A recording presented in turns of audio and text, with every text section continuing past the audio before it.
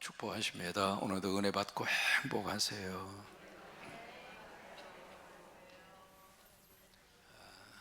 데살로니가 전서 4장 18절에 보시면 이러므로 너희가 서로 위로하라, 그 말씀이 있습니다. 여기 위로하라, 이 말은 서로 용기를 주어라, 그 말입니다. 그러면 도대체 무엇을 가지고 서로 위로하고 용기를 주라고 하는 말씀일까? 그 앞에 보시면은요, 거기 18절 그 이전에 16절과 17절의 말씀을 보아야 무엇을 가지고 서로 위로하고 그리고 용기를 주라고 하는가라고 하는 게 이해가 됩니다. 그 앞에 보시면은 주께서 호령이라고 하는 것은 큰 명령입니다. 여러분, 예수님의 재림은 조용하게 오지 않습니다. 우주적인 사건으로 옵니다. 그래서 큰 호령과 천사장의 나팔 소리와 더불어 하늘로부터 강림하시리니, 그게 재림이에요. 그 말씀대로 주님이 재림할 줄로 믿습니다. 그 다음에 강림하시리니, 예수 안에서, 그러니까 그리스도 안에서 죽은 자들이 먼저 일어나고, 그게 뭐예요? 부활이에요.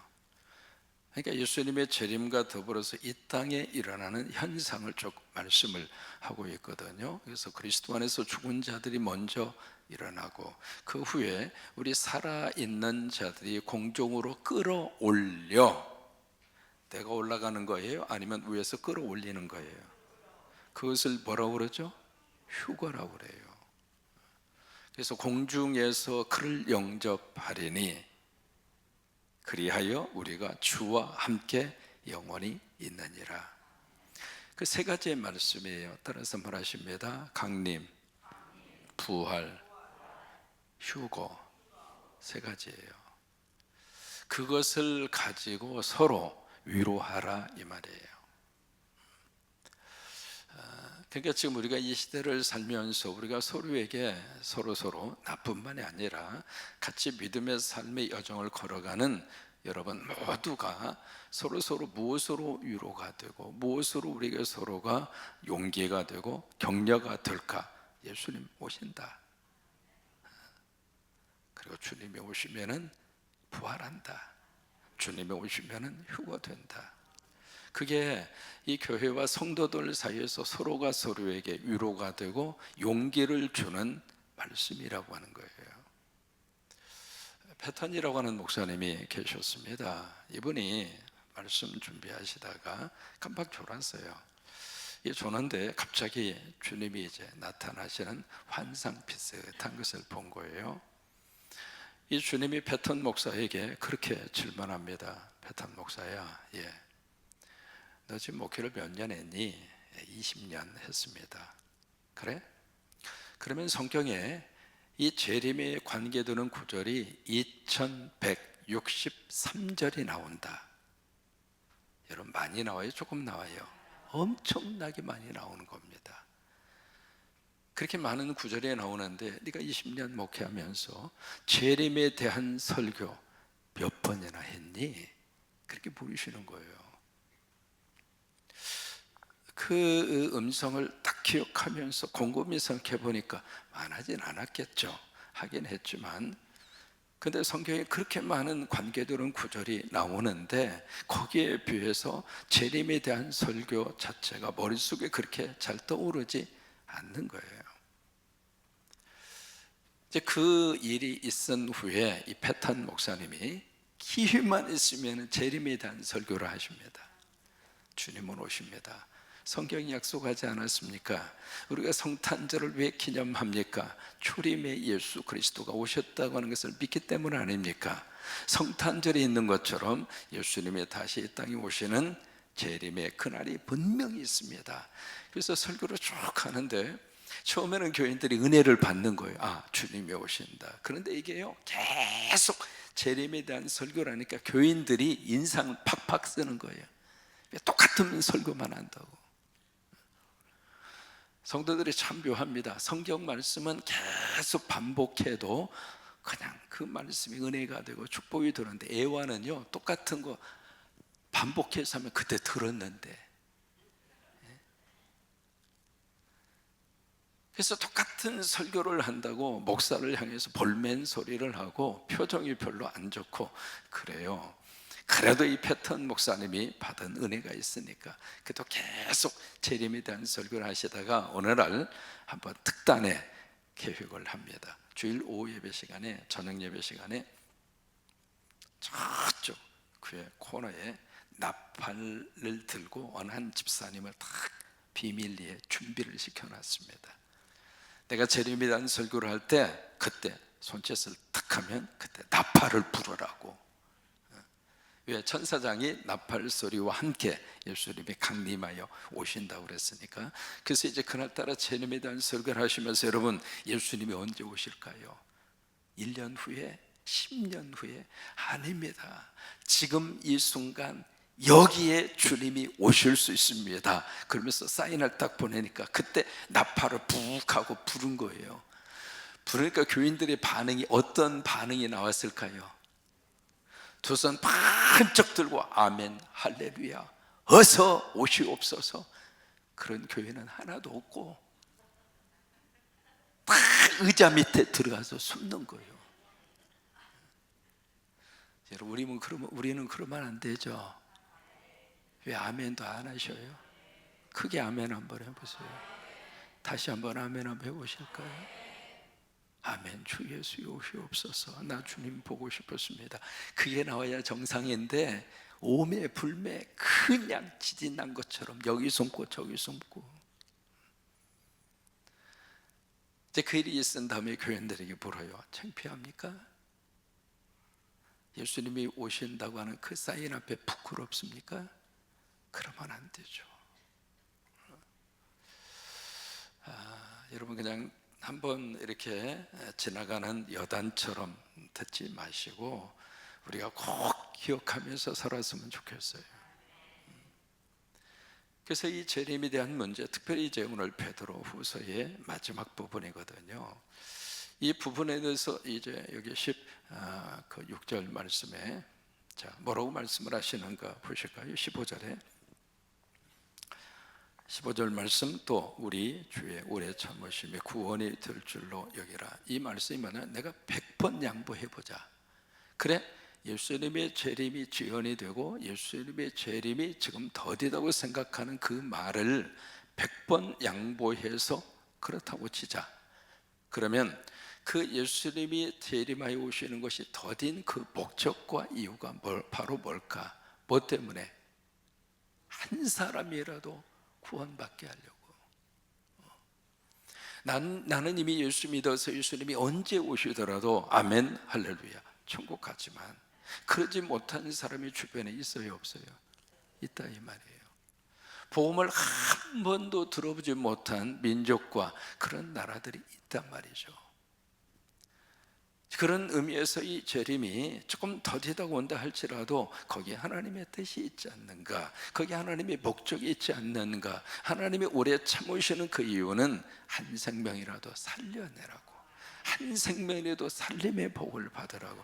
그래서 하나님이 예수 그리스도의 재림이 더디다고 이해하는 것이 성서적이라고 하는 거예요. 예수님의 재림이 더디기 때문에 이 재림의 사건이 없다, 그렇게 부정하는 것은 비성성적이다 이 말이에요. 여러분, 사랑의 속성 가운데 하나가 있습니다. 뭐예요? 오래 참으심이에요. 부모가 자녀 사랑하죠. 그래서 부모는 자식을 위해서 오래 참아줘요. 그런 것처럼 하나님이 이 땅에 아직 예수를 모르고 죽어가고 지옥 가는 그 영혼들을 향한 하나님의 사랑이 있기 때문에 한 생명이라도 구원받도록 오래 참으시고 예수님의 재림에 대한 사건이 더디게 느껴지는 것처럼 오신다 이 말이죠.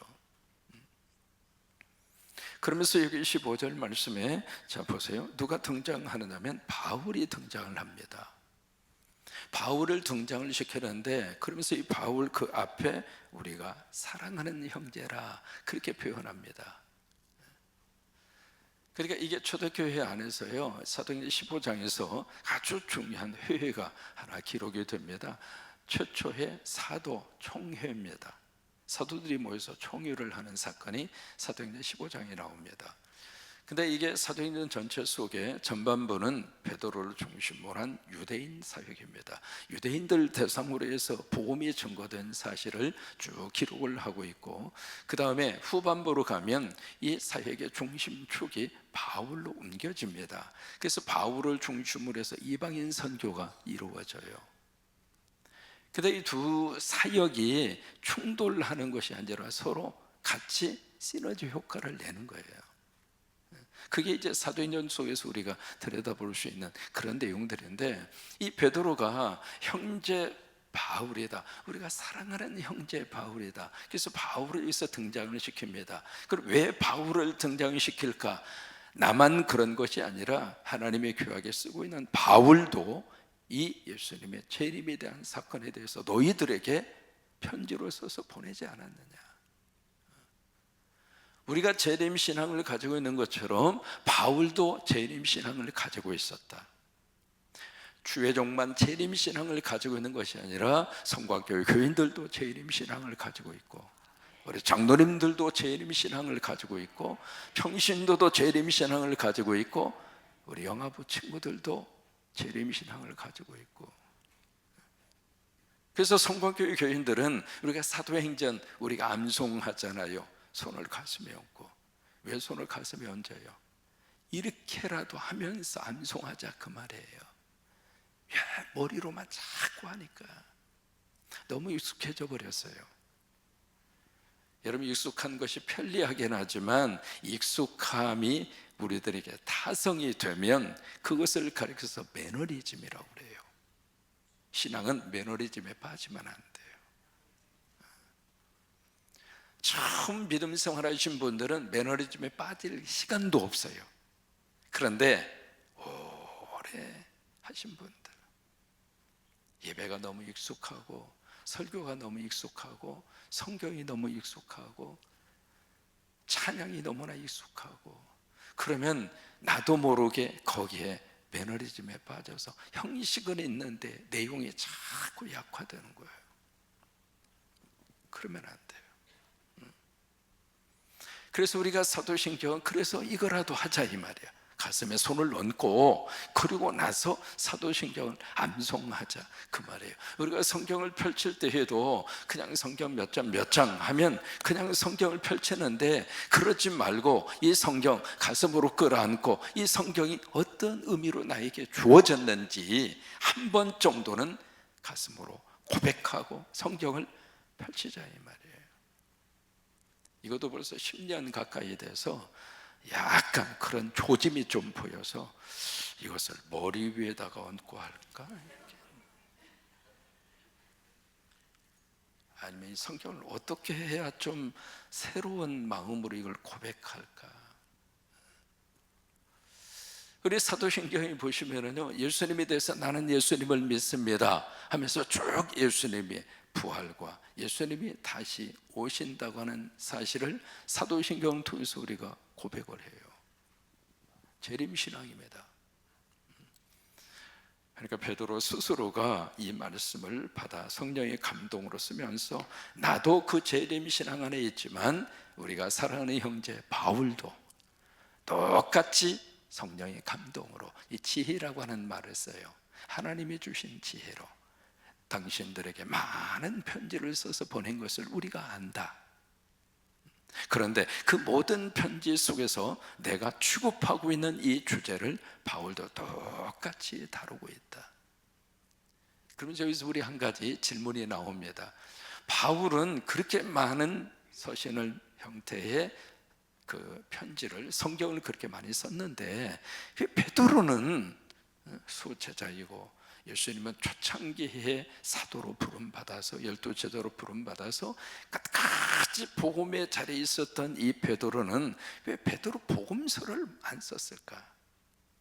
마태도 쓰고 마가도 쓰고 심지어 이방인 누가도 쓰고 요한도 썼는데, 사실 이 복음서를 쓰려면 베드로가 써야 가장 적절할 터인데 어떻게 베드로 복음서는 없는가? 그 질문이 머릿속에 좀 떠오르잖아요. 그 베드로 전서 후서 짤막한 성경입니다. 이 성경도 스스로가 쓴 것이 아니라 대필한 거거든요. 그럼 왜 베드로는 그렇게 성서를 이렇게 쓰는 데 있어서 그렇게 많은 분량을 기록을 못했을까? 여러분 왜 그랬을 것 같아요? 이게요, 하나님 은혜 받으면 우리가 착각하는 게 있어요. 은혜 받으면 모든 것을 다 잘할 수 있다고 착각해요. 아닙니다. 그릇대로 하나님이 쓰시는 거예요. 바울은 바울대로 그렇게 쓰임을 받을 만한 기본적인 그릇이 준비가 돼 있었어요.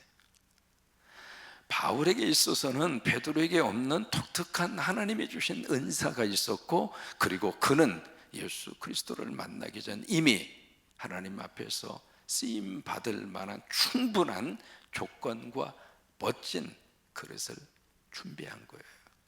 가말리엘의 문화생이었다. 이게 보통 실력이 아닙니다. 그만큼 공부한 거예요. 언어적으로 이 바울은 뛰어난 언어학자입니다. 그 준비가 돼 있는 거예요. 여러분, 우리 자녀들이 잘 준비가 돼서, 오늘도 우리 남현자 권사원의 손녀가 같이 왔는데 걸어왔대요. 새벽에 얼마 걸렸어? 그랬더니 30분 걸렸대요. 눈을 딱 보니까 30분 걸어오면서 잠이 다 깼어.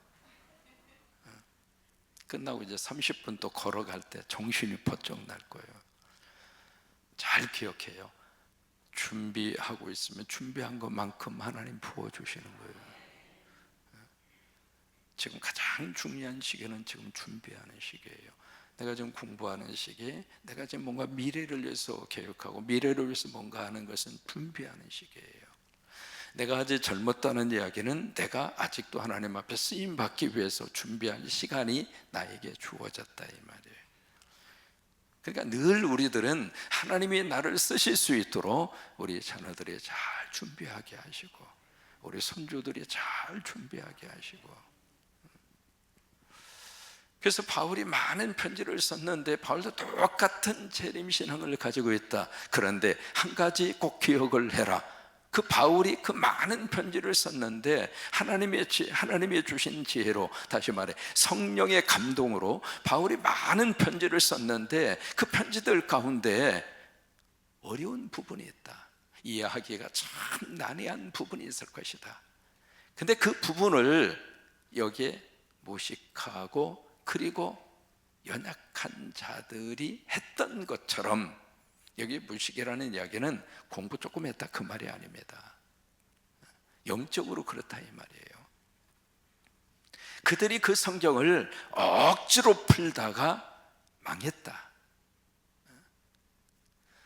여러분, 성경을 우리들이 들여다보면서 이 성경을 이해할 때 몇 가지 우리가 가져야 되는 기본적인 자세가 있습니다. 뭐냐면 성경을요, 통으로 첫째 보셔야 돼요. 성경을 그 한 문장 한 단어, 그것도 참 중요합니다만은 그 한 문장 그 한 단어도 전체 속에서 있는 거예요. 그러니까 다시 말해 숲을 먼저 보라 이 말이에요. 숲을 보지 않고 그냥 어느 한쪽만 팍 집중을 하면, 그것만 확대되다 보면 전체적인 그림을 잊어버려요.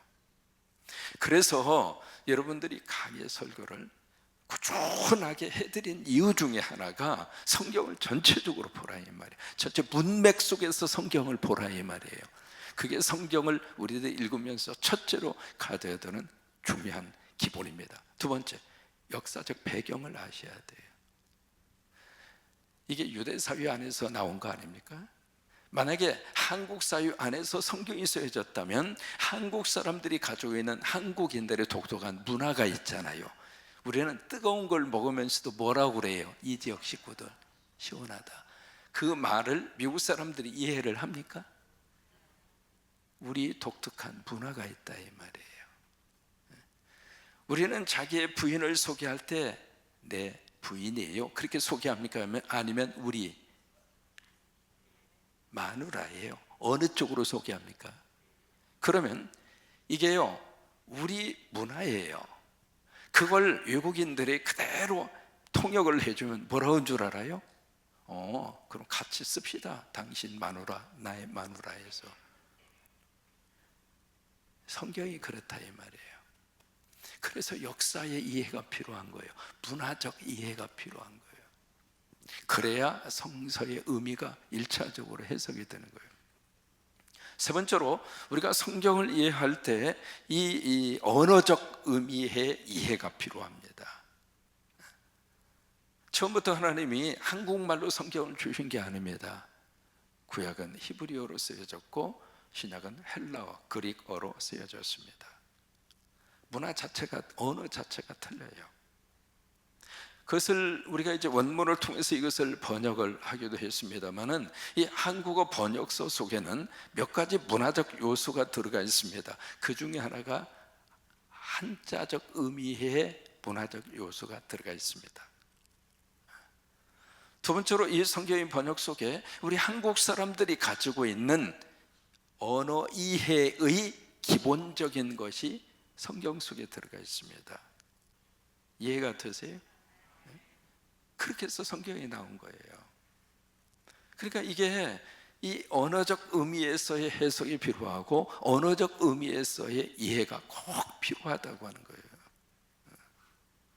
그래서 여러분 성경 읽으실 때 가능한 분들은 성경을 번역서를 많이 놓고 읽는 게 중요합니다. 그것은 설교자들이 해야 할 몫이니까 그런 설교자가 강단에 서서 설교를 잘 하시도록 기도해 주시면 돼요. 그러니까 성경을 억지로 풀다가 망하더라 그 말이에요. 성경을 잘못 풀면 망합니다. 그러니까 성경을 바르게 해석하고 바르게 풀어야 살아나요.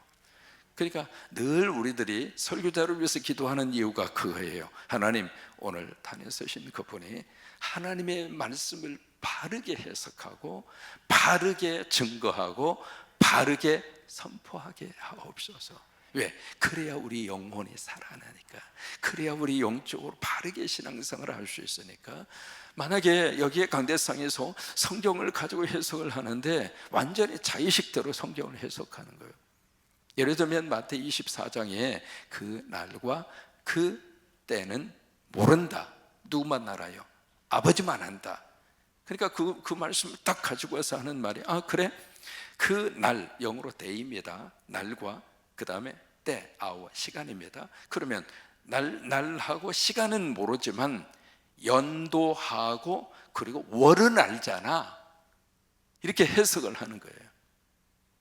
그러면서 자기가 막 기도하는 가운데 하나님이 몇 년도, 몇 월달, 그 다음에 주, 몇 주째, 그때 주님이 오신다고 알려줬다. 그렇게 해석을 한다면 여러분 그게 맞아요, 틀려요? 그러니까 이게요, 설교를 듣는 교인들도 귀가 열려져 있어야 돼요. 여기 베레아 사람들처럼 그러한가 하고 성경을 상고하더라 이 말이에요. 그 말씀이 성서 속에서 옳은가 교인들이 분별할 수 있는 지혜가 필요하다 이 말이에요. 무조건 아멘하고 무조건 하나님 말씀이라고 하는 게 아니라 가면 갈수록 이게 저 말씀이 성서적인가, 저 말씀이 하나님의 말씀에 기초를 두고 있는가 꼭 기억하시고 질문을 던지고 그리고 그 말씀을 잘 잡수시는 여러분이 되시기를 주의 이름으로 축원합니다. 그래서 바른 성서 해석이 이 강대상에서 계속 나와서 그런 역사가 우리 가운데 함께 하시게 되기를 주의 이름으로 축원합니다. 자, 우리 16절의 말씀 같이 한번 읽겠습니다. 시작. 또 그 모든 편지에도 이런 일에 관하여 말하였으되 그 중에 알기 어려운 것이 더러 있으니 무식한 자들과 굳세지 못한 자들이 다른 성경과 같이 그것도 억지로 풀다가 스스로 멸망에 이르느니라. 여러분 지금까지 역사 속에서 그런 사람이 한두 사람이 아닙니다. 지금도 이제 이단으로 분류된 그 계통에서는 계속 이런 식으로 지금 하고 있고, 그래서 여러분들 속에 접근을 해서 나하고 같이 성경 공부하자고, 14만 4천 명 그룹에 들어야 구원 받는다고. 그 여러분 성경이 어디가 있습니까? 그런데도 불구하고 성경 몇 구절 딱 갖다가 보라고, 성경에 이렇게 나와 있지 않느냐고. 그런 식으로 해서 자기들의 교리와 그리고 자기들이 주장하는 바를 합리화시키는 근거로 성경을 제시를 했을 때, 성경이 있으니까 그러면서 나도 모르게 거기에 넘어가더라 이 말이에요.